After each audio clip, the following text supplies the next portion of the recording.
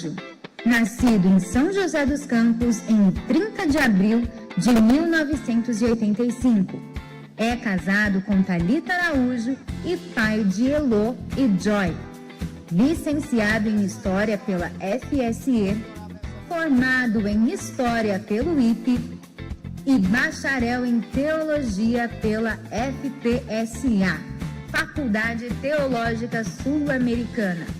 Possui pós-graduação em Gestão de Processos pela PUC. Pastor na Igreja da Cidade em Jacareí. Escritor, é autor do livro A Jornada Infantil Bem Formada e Devocionais Infantis. Dedica sua vida a inspirar e formar novas gerações com valores sólidos e propósito. Recebam agora, com uma salva de palmas que louvam ao Senhor, ele, Pastor Felipe Araújo.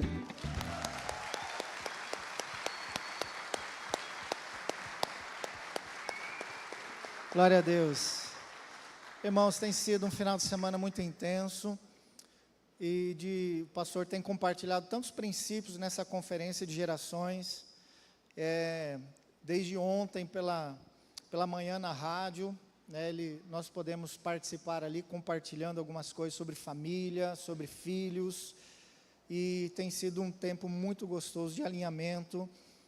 Ontem também à tarde, no curso, hoje pela manhã, ele pôde ministrar a nossa liderança do Ministério PIB Kids, e à noite, a igreja.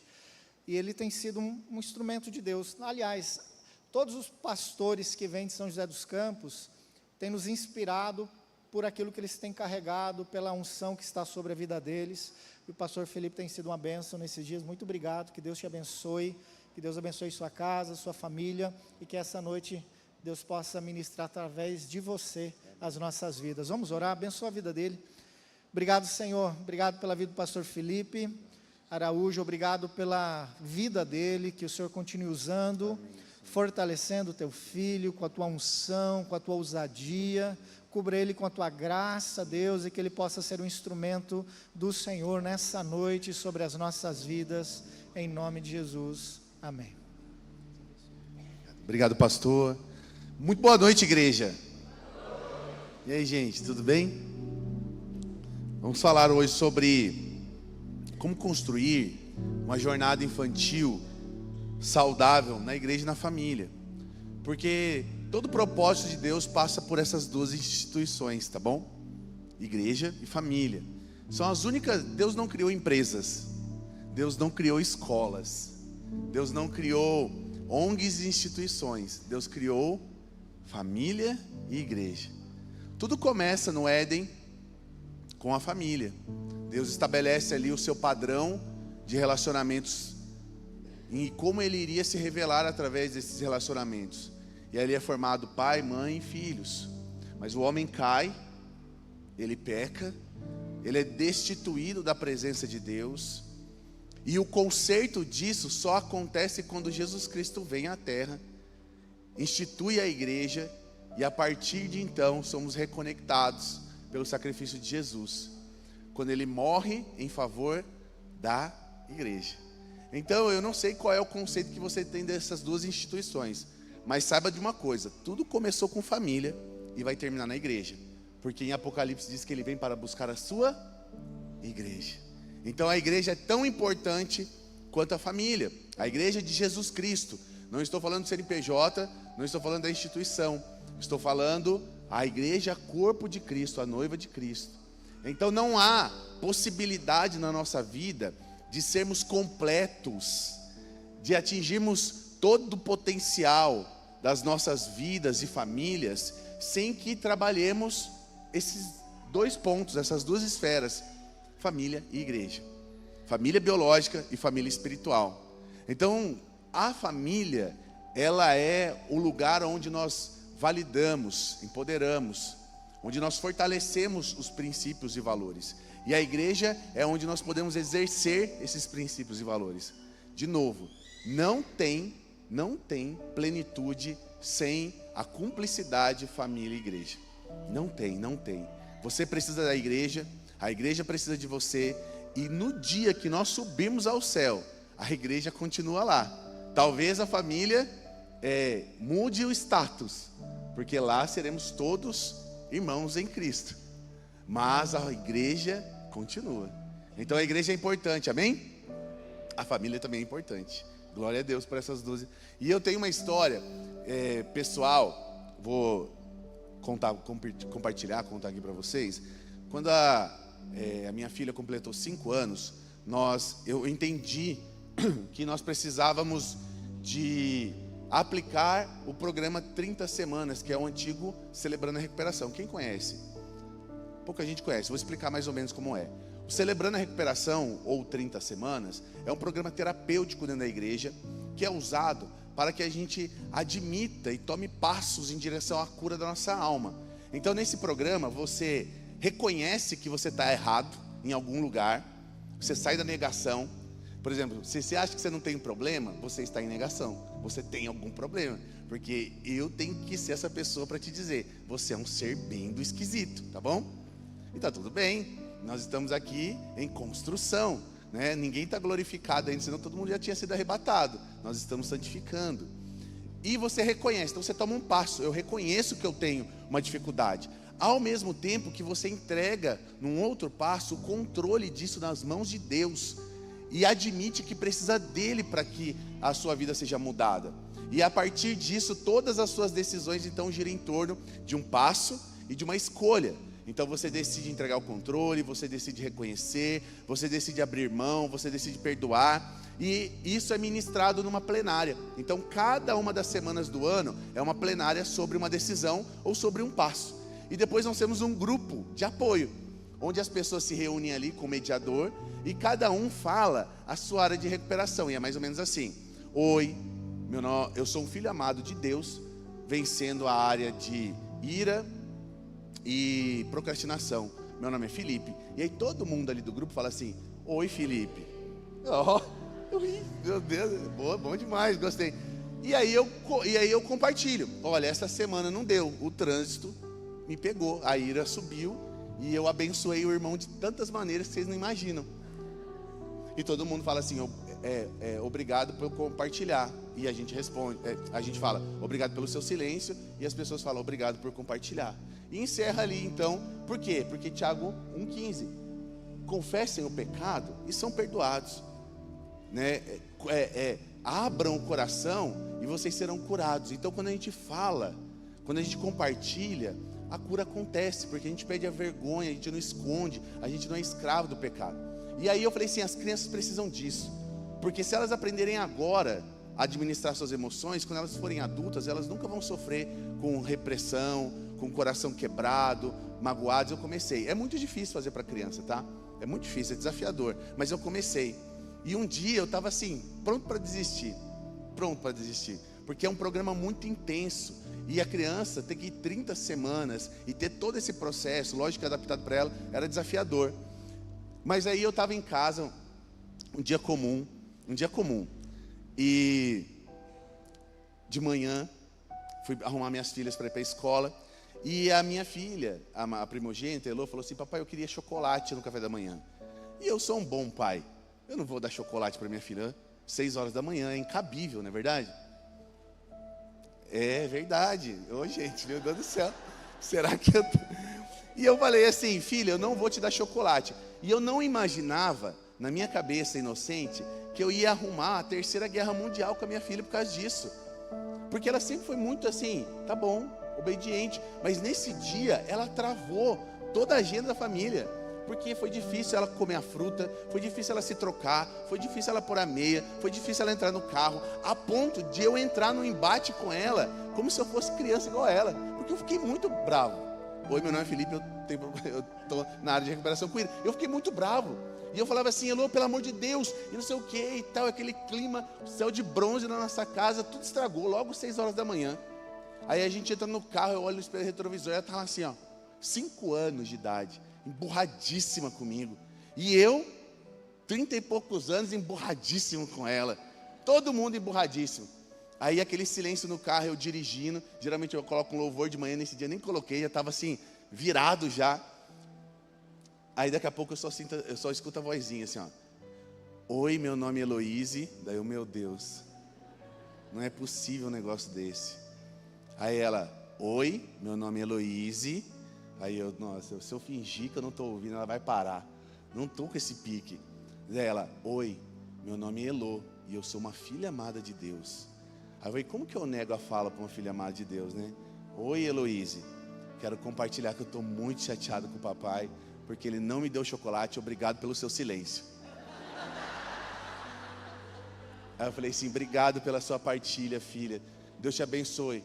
E aí quando eu fui voltando de casa, que eu deixei ela na escola, eu dei um beijo nela, o clima mudou, a atmosfera foi recuperada, a gente conversou, eu coloquei música de novo, todo aquele ambiente travado deu lugar para o amor novamente fluir.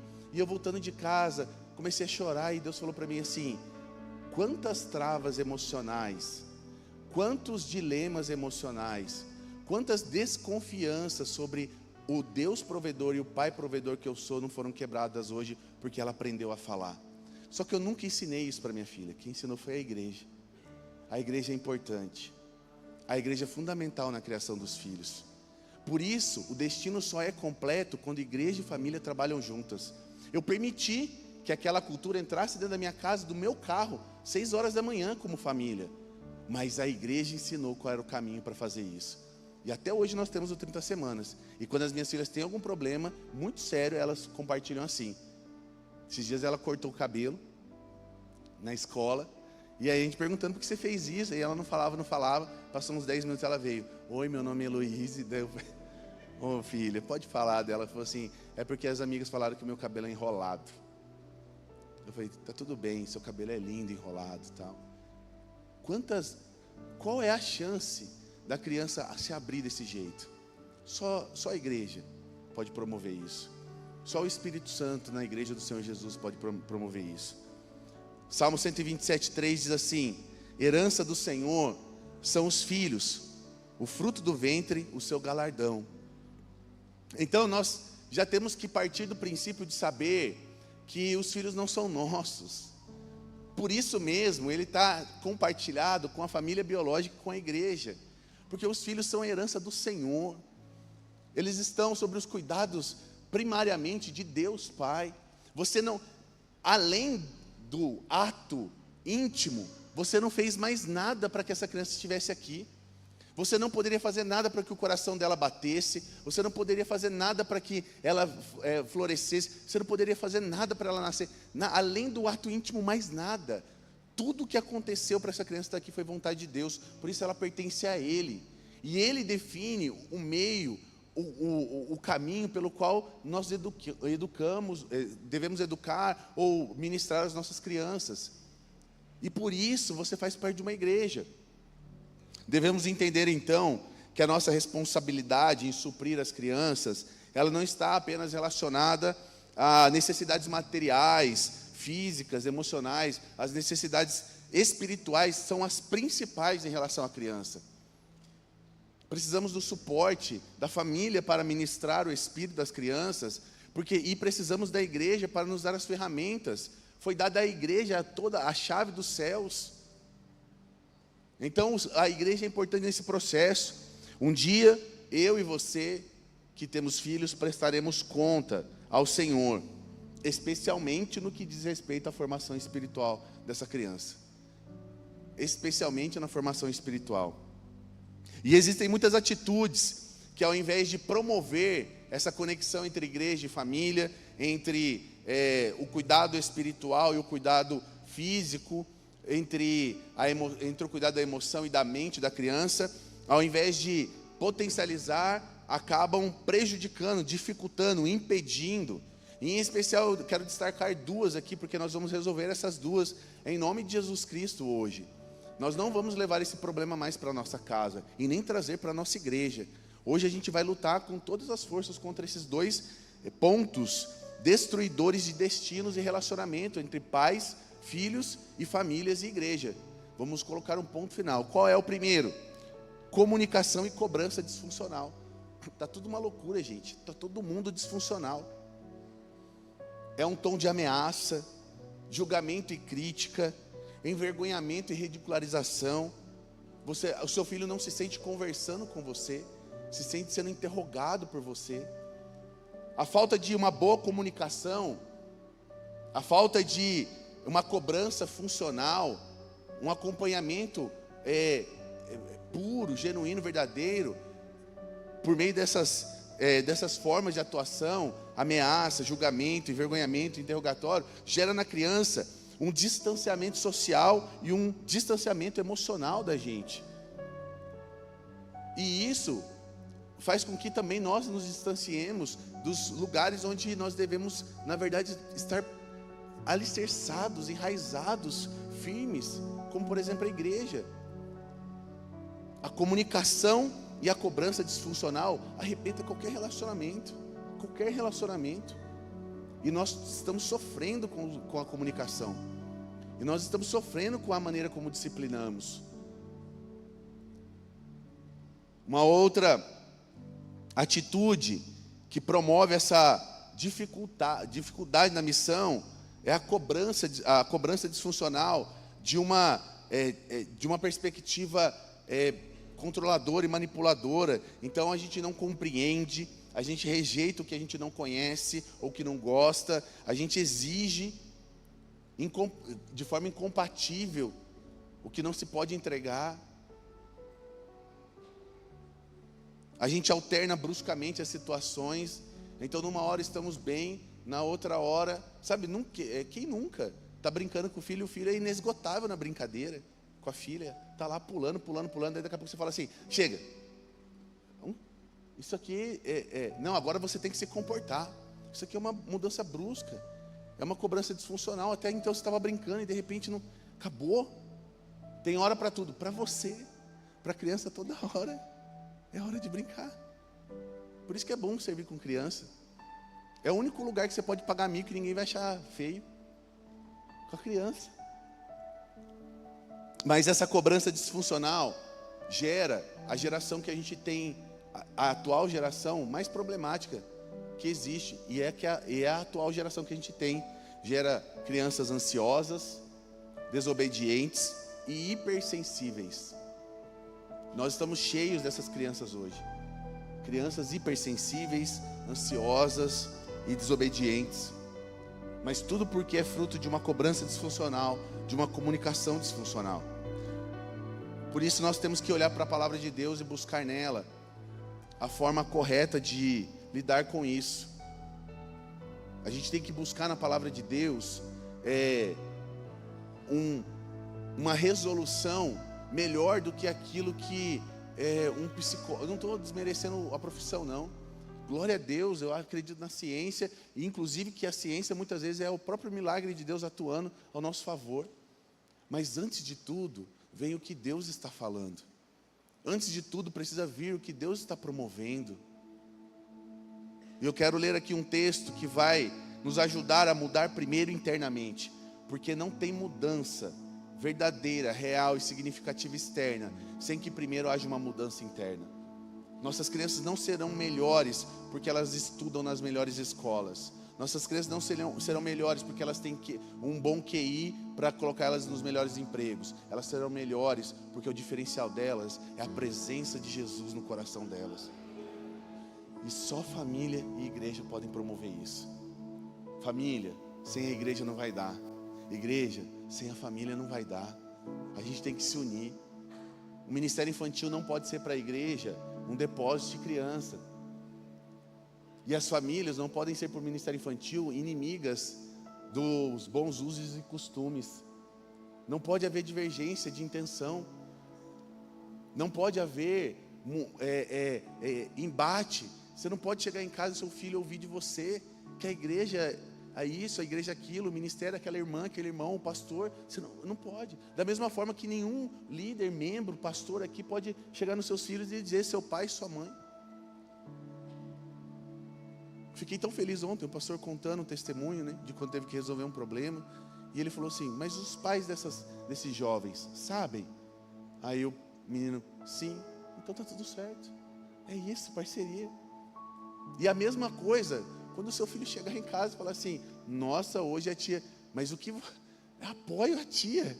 Filho, eu te conheço. Eu te conheço, meu amor. Ajuda a tia lá.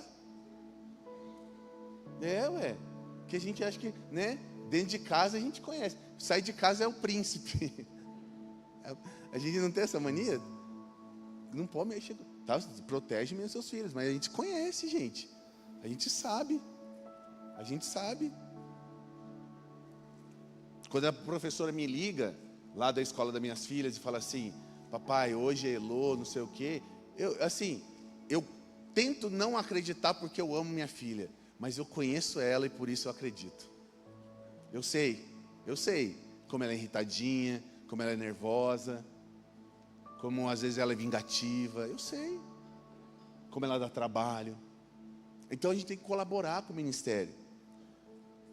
No final, guarde isso, no final, o papel central do pai e da mãe e da igreja é um só com a criança: revelar Deus Pai.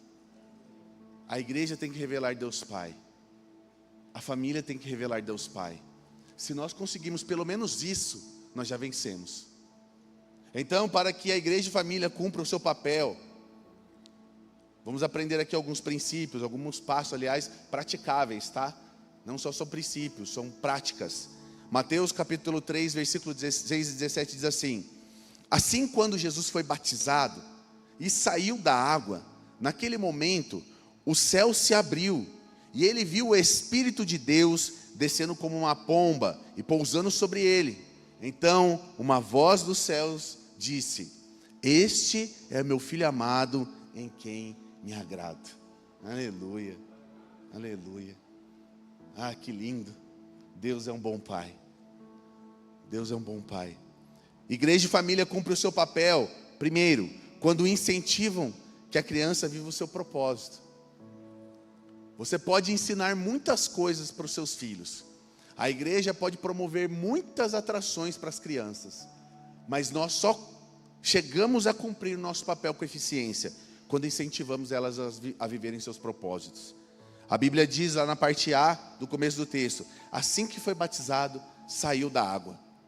Nas poucas vezes que a Bíblia demonstra, relata uma interação de Deus com Jesus, o assunto sempre é o chamado e propósito de Jesus.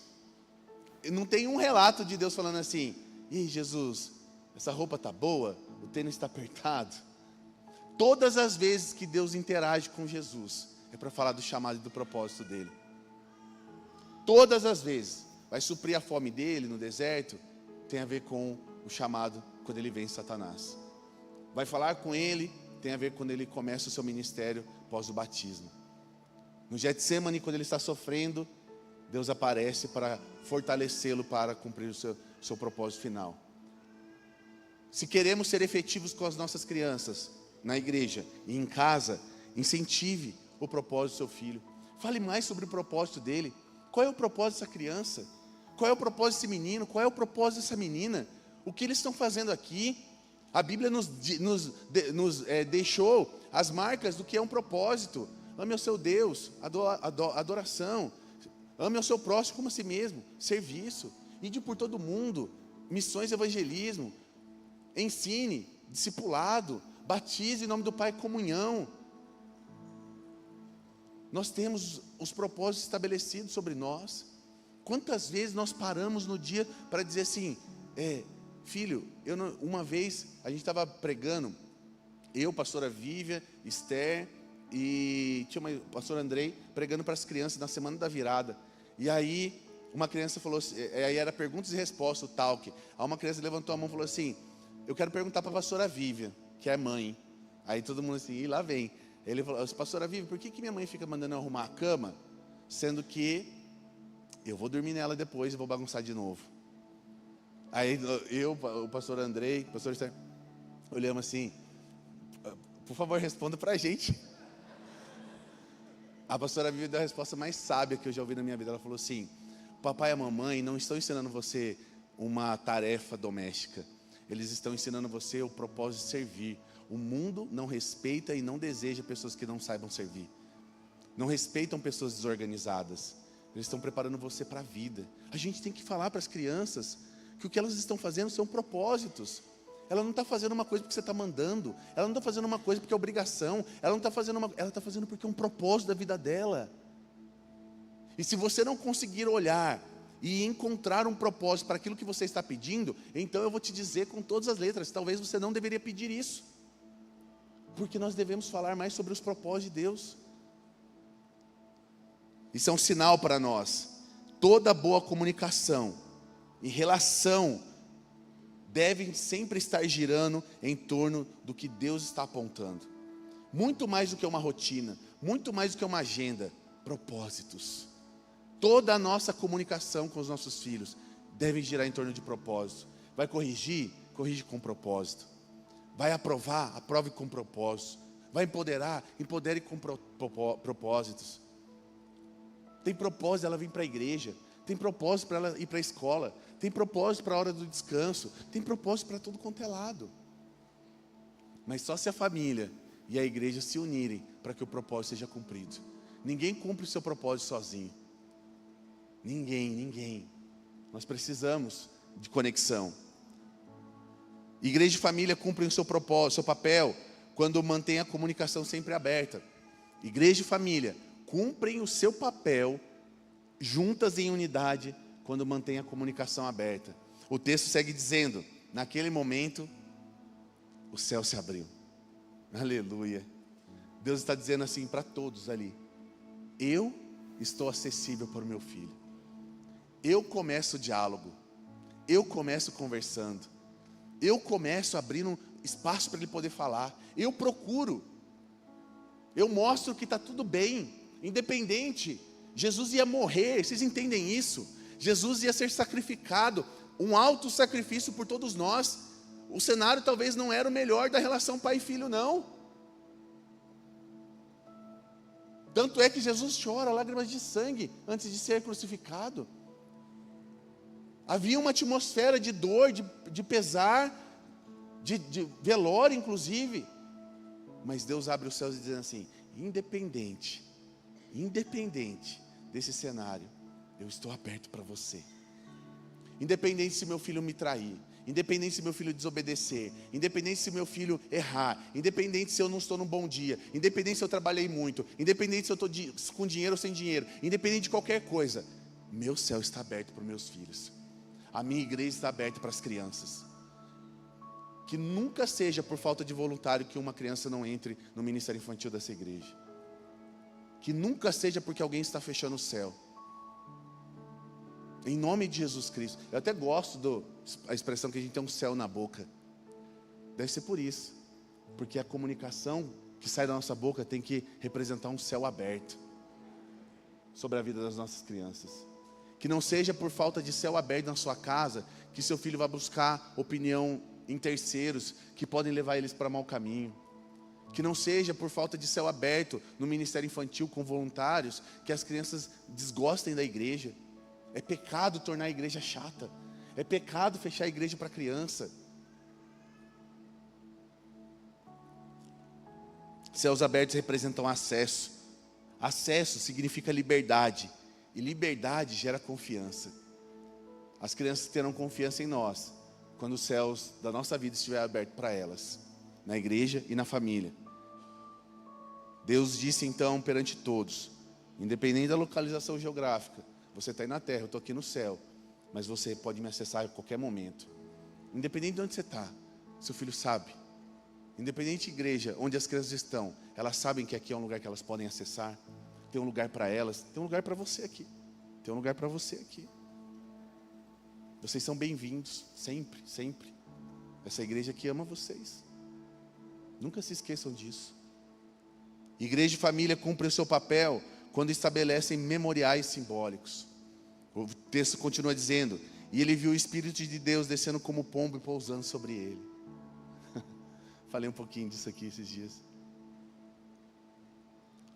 Comunicação também se estabelece através de memoriais, de memórias. Deixa eu te dizer, datas especiais não são só para dar presentes, não. Datas especiais precisam ser para construir fortes memórias do que elas representam. É um aniversário, é uma transição de faixa etária, é uma formatura na escola, é o primeiro desenho, é a primeira palavra, é o primeiro passinho, é a primeira oração, é o primeiro ato independente. Não sei o que aconteceu. Preciso de um memorial.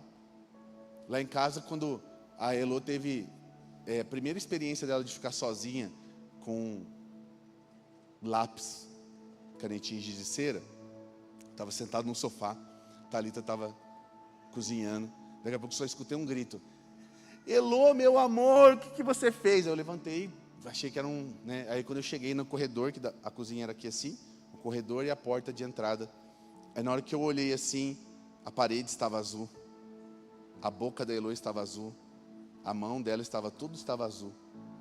E aí eu olhei para a cara da Thalita, a Thalita assim, né? A dona do lar. Alguém faça alguma coisa. E aí eu, meu Deus do céu.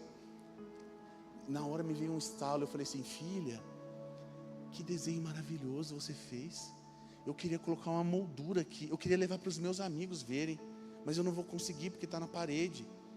Aí a Thalita entendeu na hora, foi lá, buscou uma folha e falou assim: agora, faz sempre nesse aqui quando você quiser fazer um desenho, porque aqui o papai vai conseguir mostrar para os amigos. A gente estabeleceu um memorial ali, de que a arte dela é bem-vinda. Deu um trabalho pintar aquilo lá quando a gente mudou de casa, 3 demãos de tinta. Mas sabe o que aconteceu? A Heloíse, a Joy, está com 5 para 6 anos, ela nunca desenhou na parede, sabe por quê? Porque todas as vezes que elas vão desenhar, a Elo pega a folha e fala assim: é aqui, irmã, que faz o desenho. O memorial. O memorial estabelecido muda, firma, desenvolve, capacita a criança porque ela tem que fazer.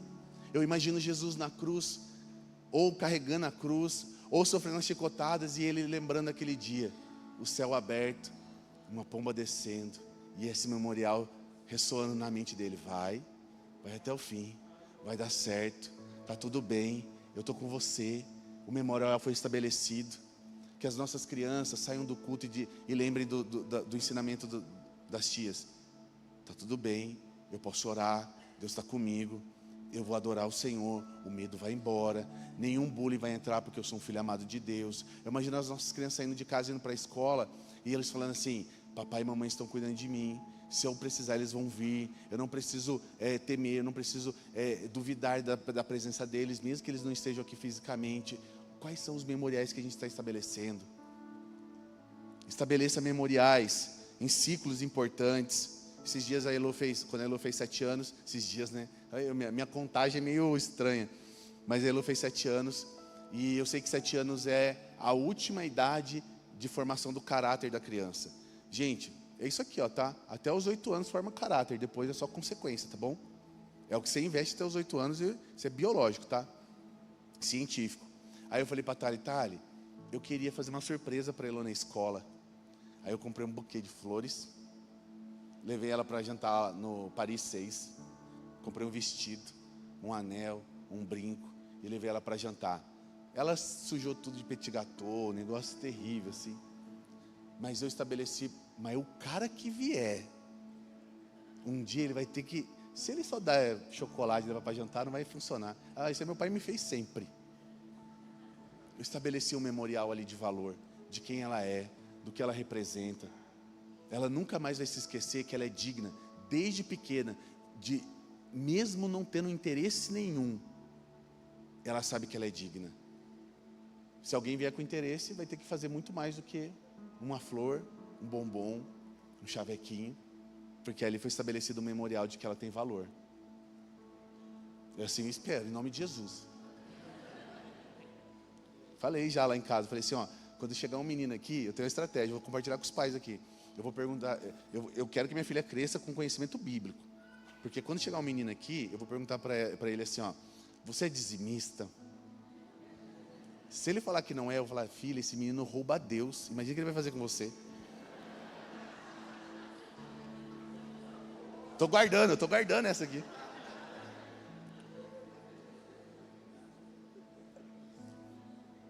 Eu acho que eu vou ser mó sogro bobão, eu estou falando isso aqui, hein? Quarto, Igreja e família cumprem o seu papel quando validam e afirmam suas crianças em abundância. É muito lindo isso aqui. Então, uma voz do céu disse: esse é o meu filho amado, em quem me agrado. Sabe de uma coisa? Jesus não tinha feito nada para receber essa fala. O ministério de Jesus começou depois do batismo. Jesus não tinha curado um cego. Jesus não tinha ressuscitado um morto. Jesus nem tinha morrido na cruz. Mas Deus já tinha falado para ele: independente, você me alegra. Será que a gente tem dito para as nossas crianças, na igreja, em casa, que se ela for bem ou for mal, independente disso, eu me alegro em você? Quando eu estava escrevendo um livro, tem algumas unidades ali ainda, né, pastor? Duas? Meu Deus, tem 2 unidades. Quando eu estava escrevendo um livro e Deus me deu esse texto, eu estava correndo, que eu corro de vez em quando, estava correndo e pensando no texto, como que eu ia elaborar ele no livro, e aí me veio isso. Quantas vezes a gente fala que a gente tem alegria nessa criança?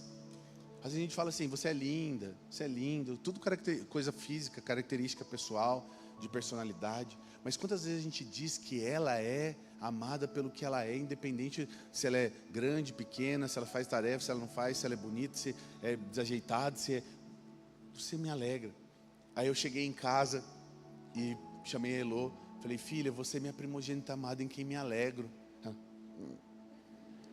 Aí no outro dia, eu acordei de manhã, eu achei até que a caçula ia ficar com ciúme, sabia? Porque a primogênita é primogênita e pronto, acabou, não tem como tirar isso dela. Aí a Joy vai ter que crescer com essa ideia. Aí quando a gente acordou de manhã no outro dia, a Joy acordou primeiro, sentou comigo lá no sofá, estava fazendo devocional.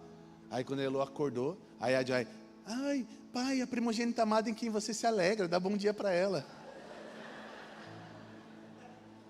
Aí eu virei e falei assim: e você é minha caçula amada em quem me alegro. Nós temos que lembrar as crianças que elas são validadas. Ela não precisa fazer nada.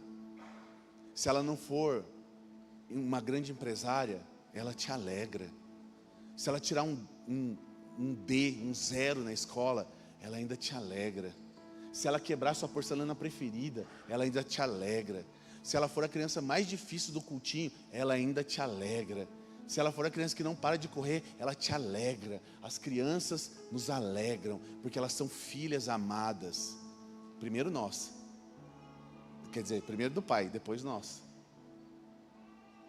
Temos que validar as crianças. Meu conselho é: até quando você for ter que ser mais severo, corrija o comportamento, mas afirme a criança. Afirme o coração.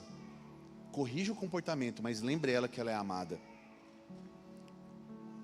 Não é sobre elogios, é sobre a afirmação da sua identidade. Então relembre que ela tem um amor que ela precisa e reforce sobre a alegria que ela traz. Eu dei o nome da minha filha de Joy, porque nós estávamos em plena pandemia e Itália ficou grávida. Era um tempo muito triste, muitas pessoas morreram. E eu falei para a Thalia, falei assim: eu quero um nome que seja um memorial para esse tempo. E nós chamamos ela de Joy. E eu olho para ela e falo assim: filha, quando você veio, você trouxe a alegria que a gente precisava. A gente voltou para a igreja quando você nasceu. Os cultos voltaram.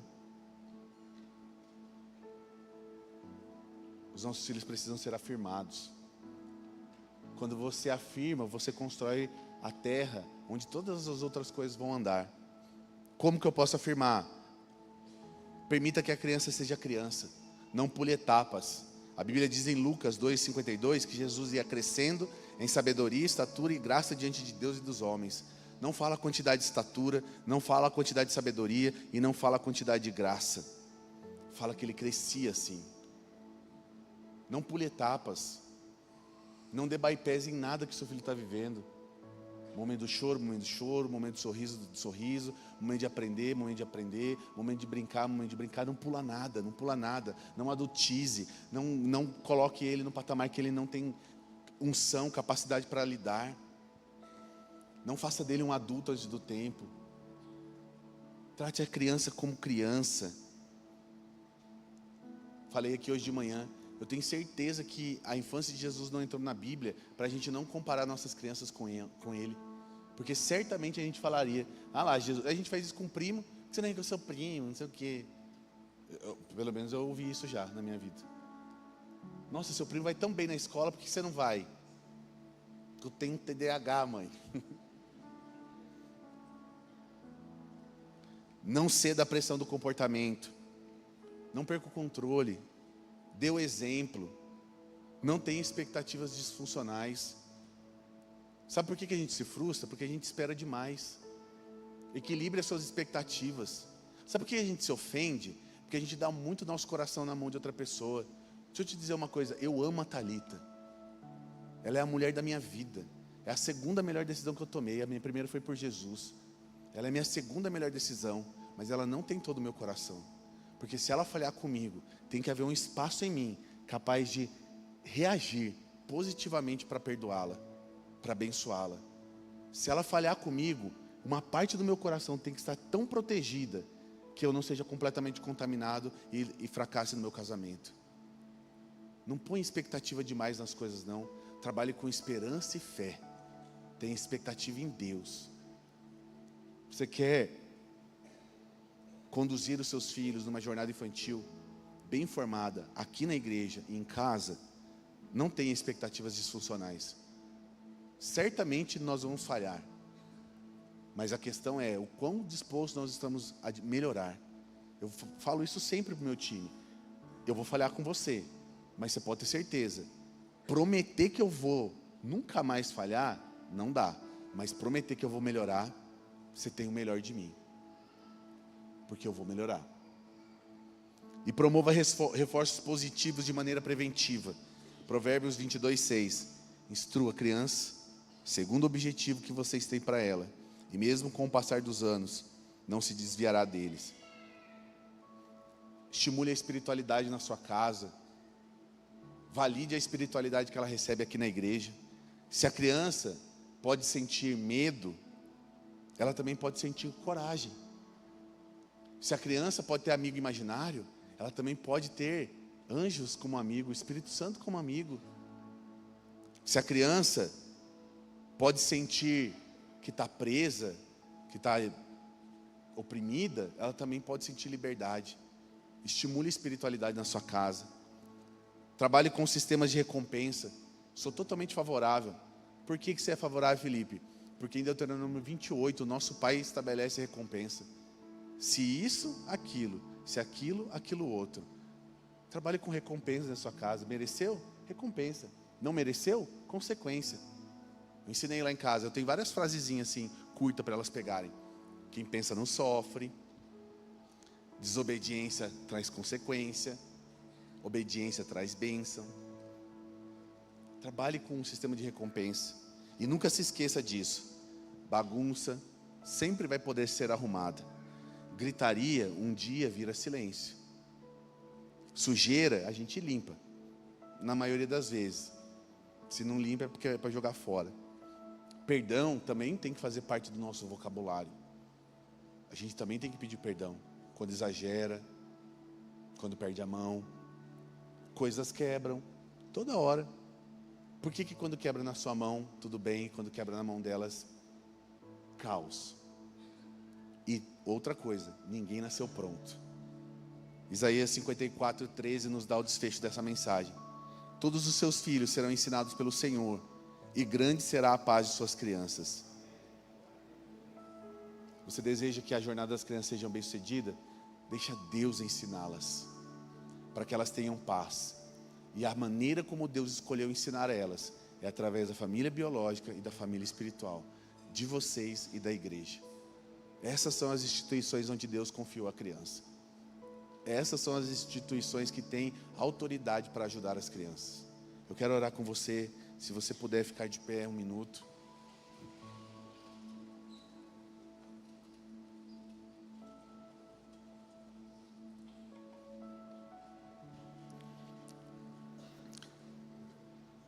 Pai, nós não duvidamos da sua motivação. Nós não desconfiamos da sua palavra. Ela é verdadeira, ela é eficaz, ela corrige, mas ela também empodera. Ela alinha, mas ela também prepara. ela nos pole, mas ela também nos faz reluzir.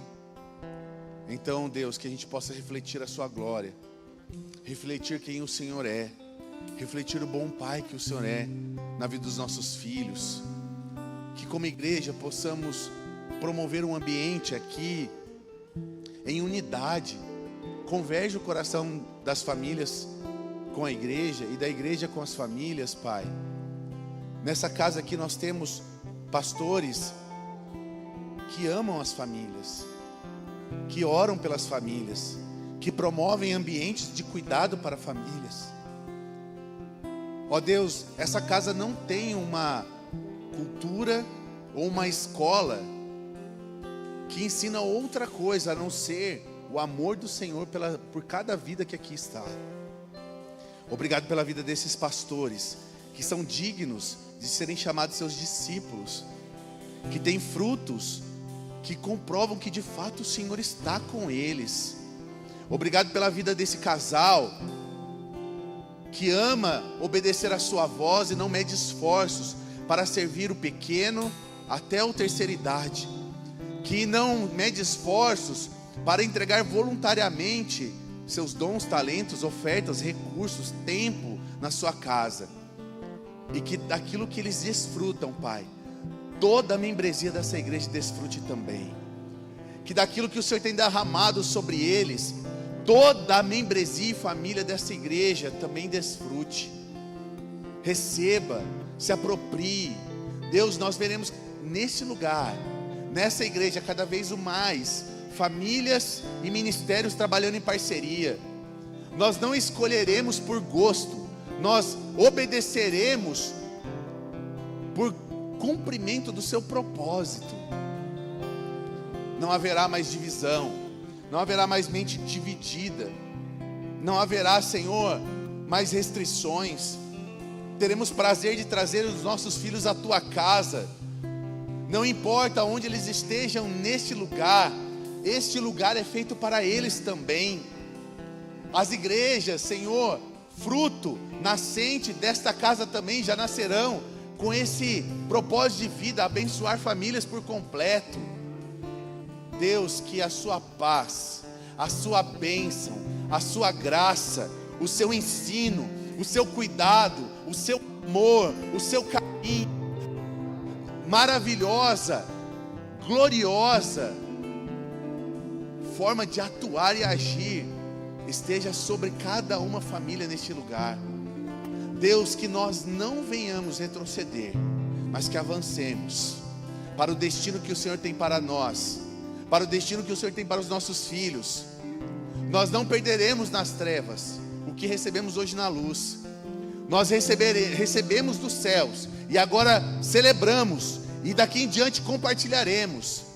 Dizemos sim para o serviço ministerial, dizemos sim para uma paternidade corajosa e saudável, bem resolvida. Dizemos sim para o destino que o Senhor já definiu para as nossas crianças, como família espiritual e família biológica, completamente conectadas e unidas no Senhor. Ah Deus, se o sangue biológico já nos conecta biologicamente com uma força impressionante, quanto mais o seu sangue, o sangue de Jesus Cristo que nos une como família, é muito mais forte, é muito mais significativo, é muito mais poderoso. O sangue de Jesus nos torna família. Somos família no nosso DNA e não no número de membresia, no número de batismos, de decisões. Somos família espiritual. Viveremos para sempre uma eternidade como família. Então consolida isso em nossas vidas e nos abençoe, cada um aqui, que ninguém volte para suas casas com dúvida da sua missão, do seu papel, e que essa igreja desfrute da consciência de cada família comprometida com o seu reino, e assim haja crescimento, expansão, salvação, transformação, libertação, cura, avivamento. Que essa cidade, Senhor, viva os melhores anos da vida dela, por conta do que está acontecendo nas famílias e nessa casa. Assim nós oramos em nome de Jesus Cristo. Amém, amém e amém. Deus abençoe.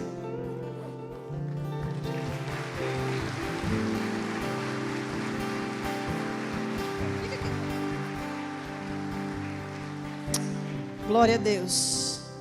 Eu sei que o Senhor tem ministrado o seu coração. Nós temos recebido tanto de Deus